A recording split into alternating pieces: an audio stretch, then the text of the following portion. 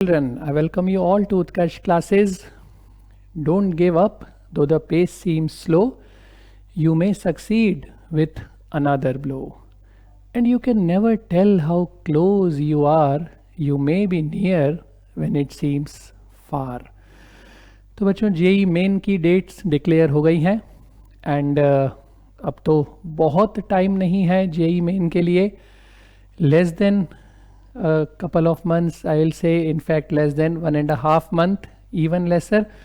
तो अब बच्चों लगभग आपका कोर्स कंप्लीशन पे होगा. तो अब तैयारी के लिए क्या कैसे करना है, रिवाइज कैसे करना है, किस डायरेक्शन में किस तरह से मेहनत करें ताकि मैक्सिमाइज किया जा सके उसके रिज़ल्ट को, मेहनत के रिज़ल्ट को, and the result should lead to fruition. उसका फ़ायदा मिलना ही चाहिए. तो सबसे पहली बात बच्चों कि आपने जो जो चैप्टर्स तैयार कर लिए हैं उनको एक सीक्वेंस में रिवीजन के लिए रेडी रखें कि भाई मुझे आज 2 चैप्टर फिज़िक्स के या केमिस्ट्री के या मैथ्स के रिवाइज़ करने हैं. मैं ये क्यों कह रहा हूँ क्योंकि अभी कुछ चैप्टर्स हो सकता है आपके चल भी रहे हों पढ़ने के लिए, तो वो काम तो रोज़ करते ही रहना है. उसके साथ साथ every day a couple of chapters या 3 चैप्टर्स तीनों सब्जेक्ट्स में शेड्यूल बना लें कि इनको मुझे आज रिवाइज़ करते जाना है, ताकि जो पढ़ने वाले चैप्टर्स का जब पूरा होगा शेड्यूल उसी के साथ साथ आपका रिवीज़न भी पूरा हो चुका होगा. तो बहुत इम्पॉर्टेंट चीज़ है कि रिवीज़न रेगुलर होते रहे. दूसरी बहुत इम्पॉर्टेंट बात है रेगुलर टेस्ट्स. अब बच्चों पढ़ाई का टाइम उतना नहीं देना है जितना आपको क्वेश्चंस प्रैक्टिस करने का टाइम देना है. इनिशियल स्टेजेस में प्रैक्टिस कम थी, लर्न करना ज़्यादा था क्योंकि सीखना था. अब सीखने का काम मेजॉरिटी हो चुका है, अप्लाई करने का काम सबसे ज़्यादा करना ज़रूरी है. सो मेक श्योर कि आप ज़्यादा से ज़्यादा टेस्ट्स दें ताकि आप अप्लाई कर सकें उन सीखे हुए कंसेप्ट को, क्योंकि अप्लाई करते हैं तभी तो पता चलता है कि गलती कहाँ और क्या हो रही है, और उसी को सुधार के ही हमारे मार्क्स इम्प्रूव होंगे.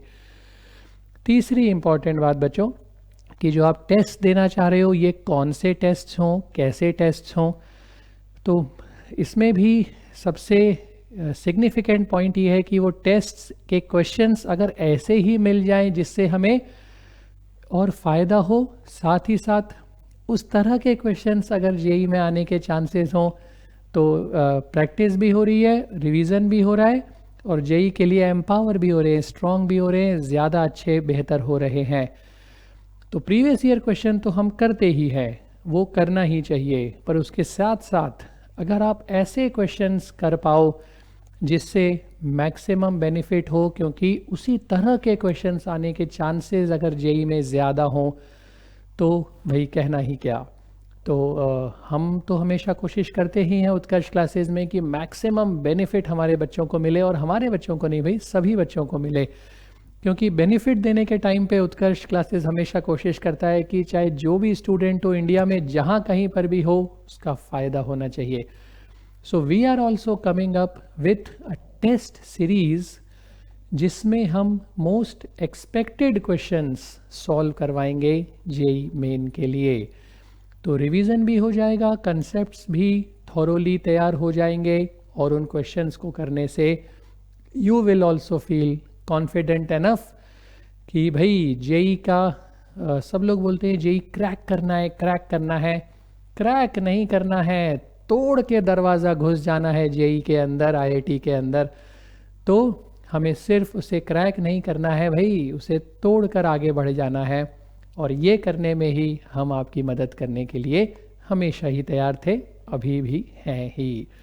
सो 3 इम्पॉर्टेंट चीज़ें मैंने बताई हैं आपकी रिवीजन के लिए. अब से जो आपका शेड्यूल और पैटर्न रहना चाहिए, अगर आपका कोर्स अभी चल रहा है कुछ चैप्टर्स का, कोई प्रॉब्लम नहीं, डोंट गेट टेंस, उसको चलते रहने दो. पैरेलल में कुछ चैप्टर्स एवरीडे रिवाइज करना शुरू करो ताकि दोनों साथ में पूरे हो जाएं. दूसरी इम्पॉर्टेंट बात, जितने ज़्यादा क्वेश्चंस प्रैक्टिस करोगे उतना ज़्यादा फ़ायदा. पर अब क्वेश्चंस रैंडम नहीं प्रैक्टिस करने हैं, टेस्ट्स की फॉर्म में प्रैक्टिस करने हैं. प्रीवियस ईयर क्वेश्चंस करना very good, even better JEE में आ सकने जैसे क्वेश्चंस को प्रैक्टिस करना.